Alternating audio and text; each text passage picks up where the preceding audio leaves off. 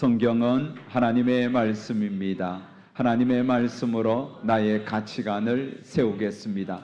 나는 성경적 가치관으로 판단하고 결정하고 행동하겠습니다.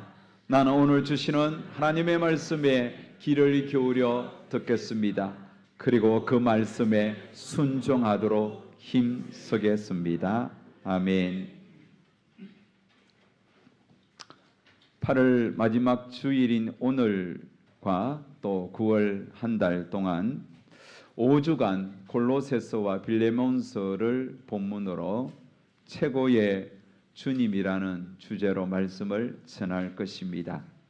먼저 4주간 골로새서를 다루게 됩니다. 골로새서는 에베소서와 쌍둥이 성경이라고 불릴 정도로 주장하는 메시지가 엇비슷합니다. 두 서신서 모두 예수 그리스도를 강조합니다. 신학적인 말로 표현한다면 기독론의 강조점이 있습니다. 하지만 예수 그리스도를 강조하는 포인트는 뚜렷한 차이가 납니다. 자, 에베소서는 그리스도의 몸인 교회를 강조합니다.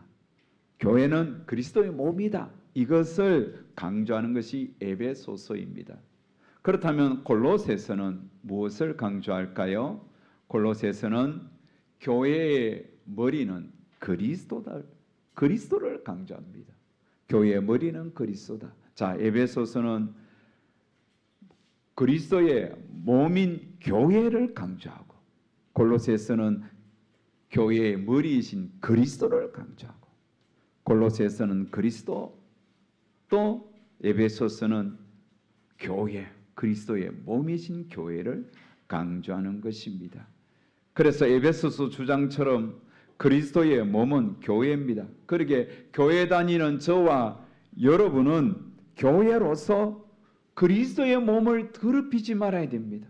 우리가 정결하게 사는 것이 우리가 교회로서 그리스도의 몸을 깨끗하게 사용하는 것입니다. 또한 골로새서 주장처럼 교회의 머리는 예수 그리스도라고 했으니 여러분 우리는 그리스도 우리의 머리가 그리스도이시니 그리스도의 명령대로 살려고 애를 써야 돼요. 우리의 머리이신 그리스도께 순종하며 살도록 힘써야 하는 거예요. 이게 골로새서의 외침입니다. 골로새는 지역이죠. 지역. 소아시아의 지역 안에 있었습니다. 지금으로 이야기하면 튀르키예 안에 골로새가 있습니다. 골로새는 에베소에서 동쪽으로 160km 지점에 위치해 있습니다. 그래서 골로새서 주변에는 히에라볼리 그리고 라오디게가 있습니다. 그래서 골로새, 히에라볼리 그리고 라오디게아는 삼각평대를 이룹니다. 그래서 트라이앵글 지역이라 이렇게 불리기도 했습니다. 자, 이 세 도시 중에 제일 쇠퇴한 곳이 골로새입니다. 골로새가 제일 쇠퇴한 도시예요. 지난주 목요일 아침에 구리시 조창 기도회에 제가 참석했습니다. 예배를 드린 후에 시장님이 잠깐 인사를 하고 이후에 식사하고 이렇게 여성회관 거기에 일정 커피숍에서 카페에서 차를 마시면서 우리 시장님이 그런 이야기를 하더라고요. 구리시는 계속 서울에 편입되기를 원하고 그런 법안들을 지금 계속 추진하고 있다는 겁니다. 그런데 구리시는 지금 인구가 19만 정도가 되는데 점점 불어날 거래요. 그래서 최대치는 약 40만 명이 모이는 시가 될 것이다. 그런 어떤 프로젝트가 계속 진행되고 있다는 거예요. 그것이 원활하게 되면 구리시 인구도 40만 명이 정도 된다는 거예요. 인구가 많을수록 구리시 자체에 기업도 있을 것이고 또 뭐 부자들도 있을 것이고 또 학교도 들어올 것이고 여러 가지로 좋은 도시 기능을 점점 좋아지겠죠. 하지만 여러분 우리나라 지방 소도시, 대도시도 마찬가지로 점점 쇠퇴해 가고 있어요. 부산도 점점 약해지고 있어요. 한 번은 속초에 간 적이 있습니다. 여러분 속초 옛날에 얼마나 사람들이 북적거렸습니까? 빈 상가가 없을 정도였는데 지금은 속초는 점점 쇠퇴해져 가고 있어요. 여기저기 빈 상가가 절비한 것입니다. 콜로세는 한때 아주 번창한 그런 강변 도시였어요. 하지만 바울이 이 골로새서를 쓸 당시에 엄청나게 쇠퇴한 곳이 되었습니다. 골로새가 번창했을 때는 상업과 무역이 발달되었습니다. 여러분, 상업과 무역이 발달되면 많은 사람들이 그 도시로 유입됩니다. 사람들이 유입되는 것과 동시에 무엇이 유입됩니까? 사상과 철학과 심지어 종교까지도 유입되는 거예요. 새로운 지식을 또 새로운 문화들이 유입되는 겁니다. 자, 그런데 그렇게 활발하고 사람들 북적되었고 번창했던 골로새가 왜 쇠퇴했느냐 하면 많은 원인들이 있겠지만 가장 큰 원인 중에 하나가 슬그머니 돌아온 한 종교 때문입니다. 여러분, 잘못된 종교가 들어오면 그 지역은 완전히 쇠퇴해지는 거예요. 그 문화가 타락하는 거예요. 제가 2005년도에 인도에 한번 방문한 적이 있습니다. 제가 부목사로 섬겼던 왕성교회에서 파송한 저희들과 함께 공부했던 로수종 선교사님이 있습니다. 그 인도 사람인데 한국어 참 잘해요.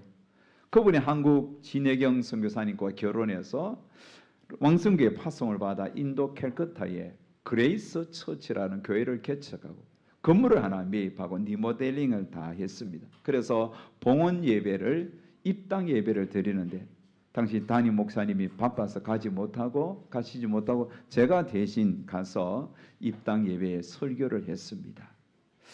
자, 그렇게 입당 예배를 잘 드린 후에 그 로수종 진해경 선교사님이 저희 선교부 일행들을 이렇게 캘커타 여기저기 관광을 시켜 주었습니다. 제가 많은 곳에 갔는데 아주 충격적인 두 곳을 잊을 수가 없습니다. 첫 번째는 어디로 갔느냐 하면 죽음과 파괴의 여신 칼리를 모시는 사원이었습니다. 자, 그 옆에는 테레사 수녀가 빈민사에게 했던 이 콜카타의 사랑의 성교회가 있어서 딱 붙어 있었는데 저 칼리 여신을 모시는 신전은 정말 음산했습니다. 여러분, 저 칼리 여신은 아주 악한 신이에요. 그래서 재물을 산채로 받는 거예요. 산 재물을 목을 쳐서 날려서 받는데 옛날에는 사람을 산채로 받았다는 거예요. 저 칼리 여신이. 그래서 인도의 가장 하층민인 수드라 계급의 사람들이 제물로 바쳐진 거예요. 우리나라도 에밀레종 산 아이를 이렇게 넣어서 종을 만들었다는 그런 이야기가 있지 않습니까?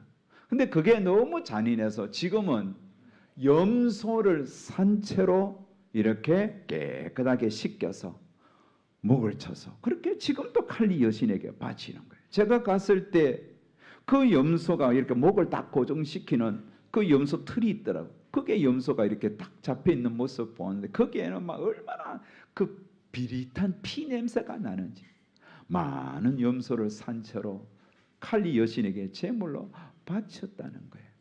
그런데 여러분, 그곳은 테레사 수녀가 사역했던 그 사랑의 성교에 바로 그 건물하고 붙어 있었기 때문에 그 사랑의 성교의 신전 앞에는 많은 그림들이 거기 앉아 있더라고요.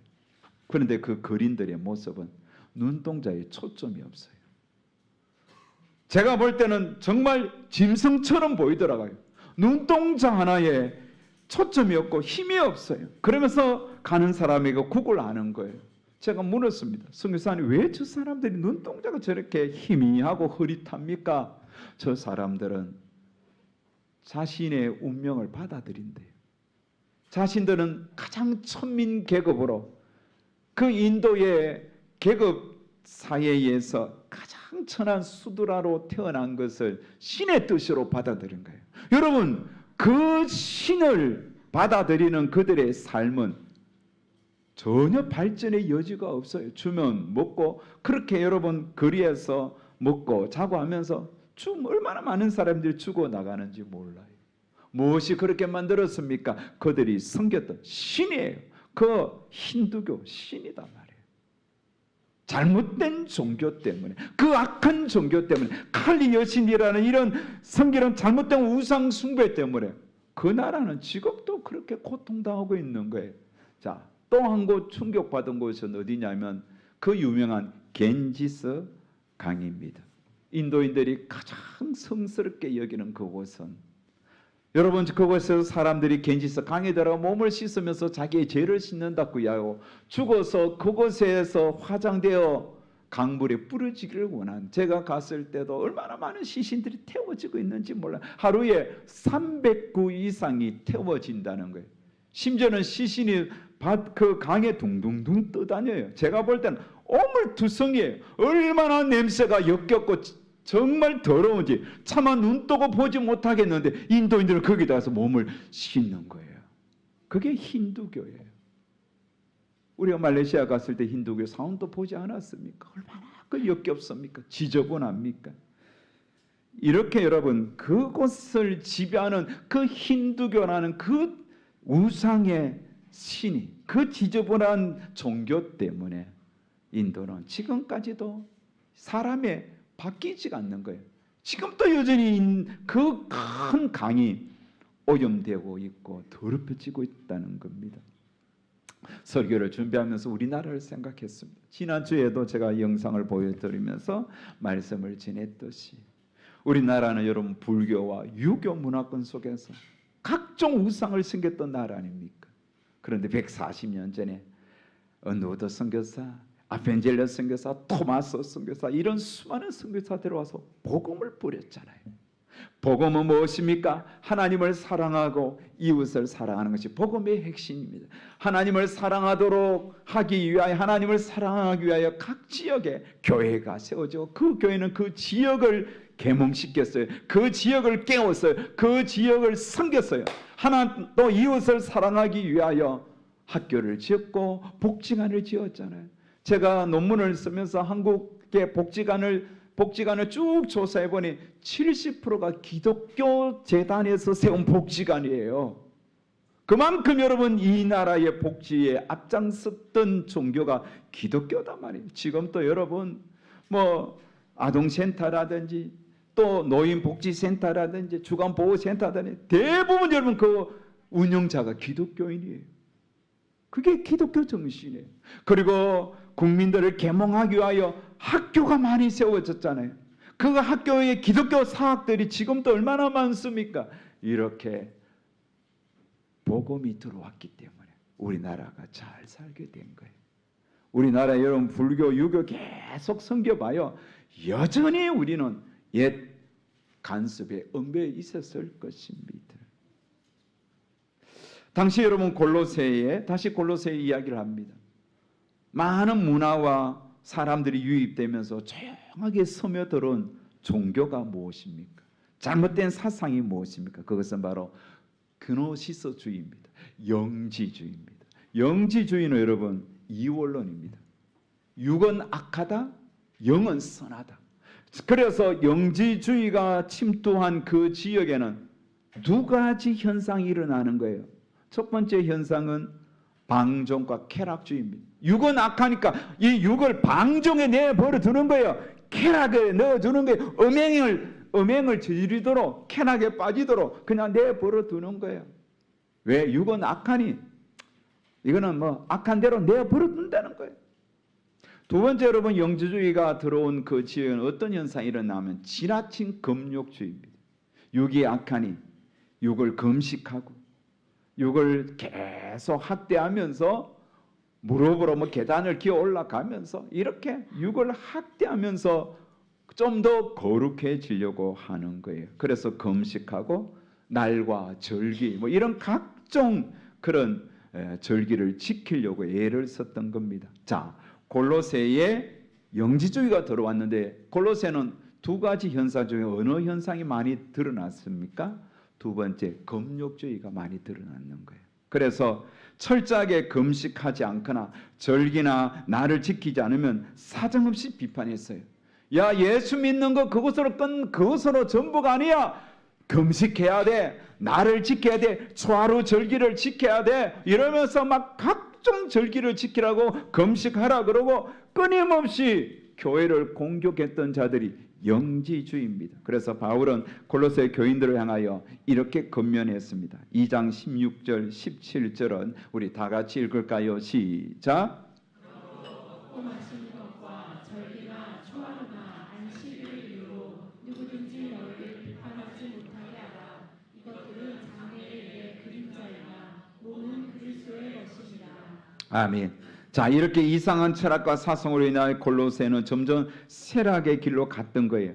마시는 거, 먹고 마시는 거, 절기, 초하루, 안식일 이런 것들을 지키라고 계속 주장하니 여러분 사람들이 그런 것에 올가매니 지킬 수가 있습니까? 그러니까 사람들은 점점 약해져 가고 또 이 지역이 쇠퇴져 가는 겁니다. 자, 바로 이란 지역에 한 사람이 태어났고 어릴 적부터 이런 영지주의의 영향을 받으면서 자랐는데 그 사람이 어느 날 에베소에 갔습니다. 에베소에 가니 두라노 소원이라는 곳에서 바울이 예수 그리스도의 생명의 복음을 전하는 거예요. 그 복음을 듣는 순간 이 사람이 가슴이 뜨거워졌어요. 아, 내가 지금 잘못된 사상에 매여 있구나. 내가 지금 잘못된 그런 이론에 매여서 내 인생이 너무나 불행했구나라는 사실을 깨닫고 예수 그리스도를 자신의 구주로 영접합니다. 가슴이 뜨거워졌습니다. 그래서 그는 다시 고향으로 돌아왔습니다. 골로새에서 돌아와서 교회를 세웠습니다. 예수를 전하며 교회를 세웠습니다. 그렇게 세워진 교회가 골로새예요. 골로새 교회입니다. 여러분, 이렇게 바울에게서 복음을 듣고 골로새에 와서 교회를 세운 자가 누굽니까? 그 사람 이름이 에바브라입니다. 1장 7절 말씀을 보시면 이와 같이 우리와 함께 종된 사랑하는 에바브라에게 너희가 배워나니 그는 너희를 위한 그리스도의 신실한 일꾼이요. 여러분 보십시오. 에바브라가 골로새 교회를 세웠어요. 바울이 세운 게 아닙니다. 그런데 에바브라가 세운 그 골로새 교회에 이 영지주의가 끊임없이 공격하는 거예요. 영지주의가 계속 유혹하는 겁니다. 그래서 골로새 성도들이 우왕좌왕하는 거예요. 골로새 교회 목회자인 에바브라가 그 골로새 교회에 일어난 위기를 자기가 극복할 힘이 없어요. 그래서 부랴부랴 바울에게 찾아가서 도움을 호소했고 바울은 에바브라에게 들은 골로새 교회의 사정을 자세히 듣고 그 골로새 교회를 깨우치기 위하여 그 골로새 교회를 바로 세우기 위하여 편지를 쓴 것이 바로 오늘 우리가 읽었던 골로새서입니다. 자, 2장 8절에 보면 바울은 영지주의자들을 향한 경계를 가지며 책망합니다. 다 같이 시작. 누가 철학과 헛된 속임수로 너희를 사로잡을까 주의하라. 이것은 사람의 전통과 세상의 초동학문을 따르며 그리스도를 따름이 아니니라. 영지주의가 주장하는 철학과 헛된 속임수, 그게 따라가지 마라. 그것은 그리스도를 따르는 게 아니다는 거예요. 그것은 사람의 전통과 세상의 초동 학문을 따르는 게 사람이 만든 것을 따르는 것이라고 그것을 경계하라고 말씀합니다. 자, 여러분 이렇게 조용히 침투한 영지주의를 몰아내고 끝까지 믿음 위에 우리 자신을 세우기 위해서는 어떻게 해야 하겠습니까? 이게 골로새서를 쓴 목적입니다. 설교 초대에 말씀드린 교회의 머리가 누구라고 했습니까? 그리스도이심을 확실히 믿어야 됩니다. 여러분 이단을 몰아내기 위해서는 교회의 머리는 그리스도라는 거예요. 내 인생의 머리도 그리스도라는 것을 확실히 믿어야 됩니다. 이 믿음이 있어야만 오늘날에도 얼마나 많은 이단이 있습니까? 여러분 요즘 언론에 많이 공개가 됐잖아요. 신천지도 공개되고 안산홍 또 정명석, JMS 뭐 이런 어떤 각종 이단들로부터 우리를 지키기 위해서는 내 인생의 머리는 그리스도임을 알아야 하는 거예요. 그렇다면 여러분 교회의 머리는 예수 그리스도임을. 자, 골로새는 이거를 강조합니다. 주장합니다. 18절 다 같이 시작. 그의 몸인 교회의 머리시라. 그가 근본이시오 죽은 자들 가운데서 먼저 나신 이시니 이는 친히 만물의 어뜸이 되려 하심이요. 자, 교회의 머리는 그리스도라는 강조하는 거예요. 그래서 바울은 1장에서 그리스도가 왜 머리이시며 만물의 어뜸인지를 계속 그 이유를 밝힙니다. 예수 그리스도가 교회의 머리이신 이유, 만물의 어뜸이신 이유는 오늘 본문에서 세 가지로 말씀합니다. 첫 번째 이유는 그리스도는 창조주이시라는 거예요. 그리스도는 창조주이시기 때문에 16절 17절 말씀을 보십시오. 만물이 그에게서 창조되되 하늘과 땅에서 보이는 것들과 보이지 않는 것들과 혹은 왕권들이나 주권들이나 통치자들이나 권세들이나 만물이 다 그로 말미암고 그를 위하여 창조되었고 또한 그가 만물보다 먼저 계시고 만물이 그 안에 함께 섰느니라. 분명히 말씀했어요. 그리스도는 만물을 창조하신 창조주이십니다. 하늘과 땅을 창조했습니다. 보이지 않는 것들을 창조했습니다. 또한 주권자들과 통치자들과 권세자들도 그리스도를 위하여 창조되었습니다. 그래서 모든 주권은 그리스도 안에 있습니다. 그리스도는 만물보다 먼저 나신 분입니다. 먼저 계신 분입니다.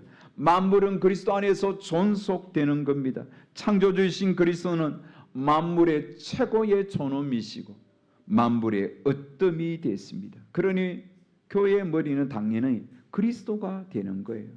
여러분, 교회는 이런 건물이 아니라 성도들의 커뮤니티, 공동체 모임이에요. 그래서 우리 예인교회 성도들의 이 모임 자체가 교회예요. 다시 말하면 우리 성도들의 삶의 머리가 그리스도라는 겁니다. 그래야만 그 그리스도는 창조주이십니다. 이걸 우리가 꼭 잊지 말아야 돼요. 우리가 그리스도를 머리로 인정하기 위해서는 그리스도는 나도 창조했고 내 자녀도 창조했고 또 이 세상 만물도 창조했고 보이는 하늘과 땅도 창조했고 보이지 않는 권세자들, 통치자들 이런 자들도 그리스도를 위하여 만들어졌다는 사실을 믿어야 하는 거예요. 그래야만 그리스도가 우리의 머리이심을 우리가 인정하는 삶을 사는 거예요. 두 번째, 그리스도가 왜 머리가 되셨습니까? 그리스도는 우리를 흑암에서 빛의 나라로 옮겼기 때문입니다. 어둠에서 빛의 나라로 옮겼기 때문에 그분은 교회의 머리가 될 자격이 있는 거예요. 어둠에서 빛으로, 죽음에서 생명으로 그분이 우리를 옮겼기 때문에 교회가 존재하고 그 교회의 머리 되시는 거예요. 12절 13절을 우리 다 같이 읽습니다. 시작. 우리로 하여금 빛 가운데서 성도의 기업의 부분을 얻기에 합당하게 하신 아버지께 감사하시기를 원하노라. 그가 우리를 흑암의 권세에서 건져내사 그의 사랑의 나라로 옮기셨으니. 그렇습니다. 예수 그리스도의 십자가의 죽음으로 예수 그리스도는 십자가의 대성물이 되심으로 자기 백성을 흑암에서 건져내셨습니다. 자신의 사랑하는 아들의 나라, 그 나라는 빛의 나라예요. 어둠에서 건져내서 우리를 빛의 나라로 들어가게 하셨습니다. 그래서 여러분 천국에 가면 모두가 해같이 찬란하게 빛나는 거예요. 저같이 얼굴이 시커먼 사람도 천국 가면 해같이 빛나는 얼굴이 되는 거예요. 천국은 빛의 나라예요. 누구든지 천국 가면 빛나게 되는 거예요. 예수님은 어둠에서 우리를 빛의 나라로 옮겨셨기 때문에 그분은 우리의 머리 되시는 거예요. 세 번째로 그리스도는 하나님과 우리의 관계를 화목하게 했기 때문에 머리가 되시는 거예요. 20절 22절을 보면 그의 십자가의 피로 화평을 이루사 만물 곧 땅에 있는 것들이나 하늘에 있는 것들이 그로 말미암아 자기와 화목하게 되기를 기뻐하심이라. 전에 악한 행실로 멀리 떠나 마음으로 원수가 되었던 너희를 이제는 그의 육체의 죽음으로 말미암아 화목하게 하사 너희를 거룩하고 험없고 책망할 수 없는 자로 그 앞에 세우고자 하셨으니. 여러분, 하나님과 우리 사이에 죄의 담이 가로막혀 있었는데 그리스도는 이 죄의 장벽을 무너뜨렸습니다. 그래서 누구든지 하나님 앞에 나아갈 수 있도록 한 거예요. 죄의 장벽을 무너뜨리는 도구가 무엇이에요? 예수님의 십자가에 흘려진 피예요. 이 피는 참으로 보배로운 피죠. 왜요? 하나님과 우리의 관계를 화목했던 피니, 하나님과 우리의 관계에 이 장벽을 무너뜨렸던 능력의 피이니 그것은 보배예요. 그래서 예수님의 피는 보혈이라고 하잖아요. 보배로운 피라고. 사랑하는 여러분, 예수 그리스도의 보혈은 이렇게 능력이 있습니다. 예수 그리스도의 보혈은 우리를 거룩하게 했고 흠이 없게 했고 책망할 것도 없는 자로 만들어 주셨습니다. 그래서 우리는 하나님 앞에 당당하게 설 수 있는 거예요. 예수님의 십자가의 보혈의 힘에 의하여 우리는 하나님의 심판 앞에 서서 심판받지 아니하고 빛의 나라로 당당하게 입성하게 되는 것입니다. 그러니 예수 그리스도는 우리의 머리가 되신 거예요. 머리가 될 만한 자격이 충분하지 않습니까? 그리스도를 우리의 인생의 머리로 여기신다면 우리의 삶이 달라져야 합니다. 주님을 우리의 머리로 여기고 사는 인생은 삶이 바뀌어지고 변화되어 가는 겁니다. 주님을 머리로 여기는 자와 머리로 여기지 않는 자의 삶은 확연한 차이가 납니다. 여러분, 예수님은 여러분 인생의 머리시기입니다. 믿으시기 바랍니다. 그리스도가 우리의 영원한 헤드십이 되십니다. 자, 예수님 우리의 머리라면 우리의 삶이 어떻게 달라져야 할까요? 분명히 차이가 납니다. 내가 내 인생의 머리가 되는 자와 예수님을 내 인생의 머리로 여기는 자는 삶의 차이가 나는 거예요. 여러분, 그 차이가 무엇이 되어야 되겠습니까? 바울이 오늘 1장에서 골로새 교회의 문제를 듣고 그 골로새 교회를 향한 기도의 내용을 통하여 오늘 우리가 어떻게 그리스도를 머리로 둔 자로 살아야 할지를 배우게 됩니다. 그것은 9절 이하에 나오는데 세 가지로 우리는 다시 한 번 더 결론을 내어야 되겠습니다. 예수 그리스도를 우리의 머리로 여긴다면 우리는 어떻게 살아야 될까요? 세 가지입니다. 첫 번째로 한번 따라합시다. 하나님의 뜻을 아는 지식으로 채워가라. 그렇습니다. 하나님의 뜻을 아는 지식으로 채워라. 9절에 보면 이로써 우리도 듣던 날부터 너희를 위하여 기도하기를 그치지 아니하고 구하노니 너희로 하여금 모든 신령한 지혜와 총명이 하나님의 뜻을 아는 것으로 채우게 하시고 10절에도 하나님을 아는 것에 자라게 하시고 하나님의 뜻을 아는 지식으로 채워가라는 거예요.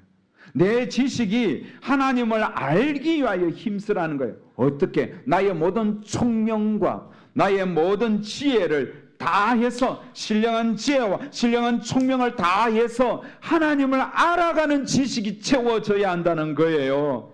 여러분, 우리는 얼마나 많은 세상의 지혜와 지식을 얻습니까? 요즘에는 여러분 챗GPT 여러분 모든 거 다 가르쳐줘요. 모든 정보와 지식을 가르쳐줘요. 그런 거 여러분 잘 몰라도 돼요. 하지만 하나는 꼭 알아야 돼요. 그리스도를 아는 지식. 이게 필요해요. 여러분 그리스도를 얼마나 알고 있습니까? 그리스도 아는 지식이 점점 채워져야 되는 거예요. 여러분, 세상의 지식은 내가 많이 알지 않아도 괜찮습니다. 세상의 석박사가 되지 않아도 괜찮습니다. 하지만 하나님을 아는 지식에는 박사가 되시기를 바랍니다. 믿습니까? 하나님을 아는 지식에 좀 박사가 되어 가야 돼요.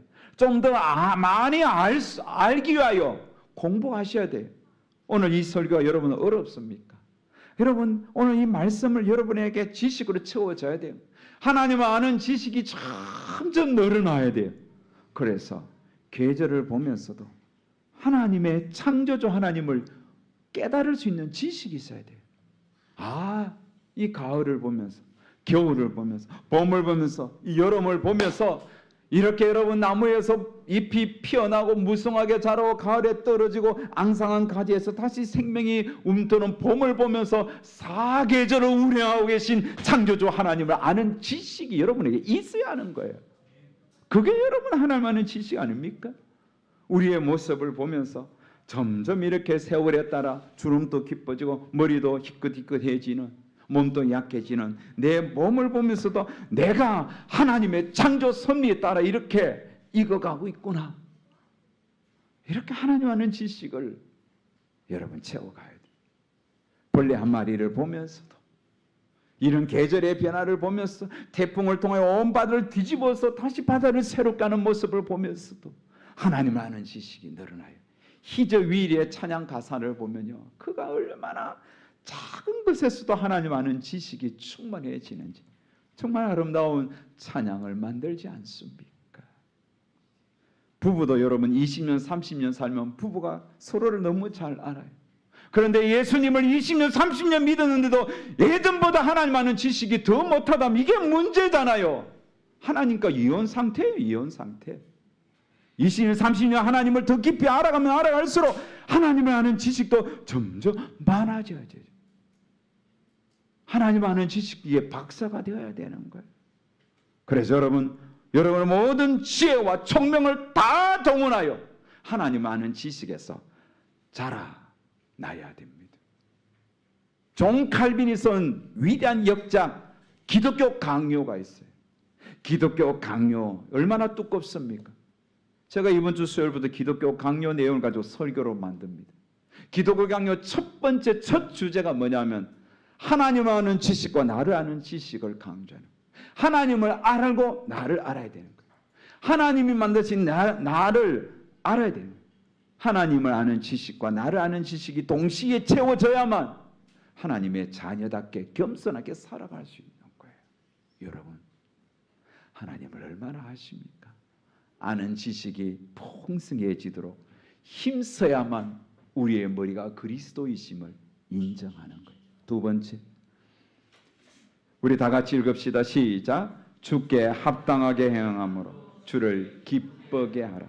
그렇습니다. 10절에 보면 주께 합당하게 행하여 번사에 기쁘시게 하고 주님을 기쁘게 할 수 있도록 여러분 합당한 삶을 살아야 됩니다. 내 생각이 주님 보시기에 옳아야 합니다. 나의 삶이 주님 보시기에 옳아야 돼요. 내 행동이 주님께서 옳거니 맞다라고 인정해 주셔야 돼요. 내가 지금 보고 있는 것이 주님이 보셔도 부끄럽지 않아야 되는 거예요. 그게 주님 앞에서 합당하게 행하면서 주를 기쁘시게 하는 겁니다. 여러분의 행동이, 여러분의 사고가, 여러분의 습관이 주님 보시기에 합당해야 되는 거예요.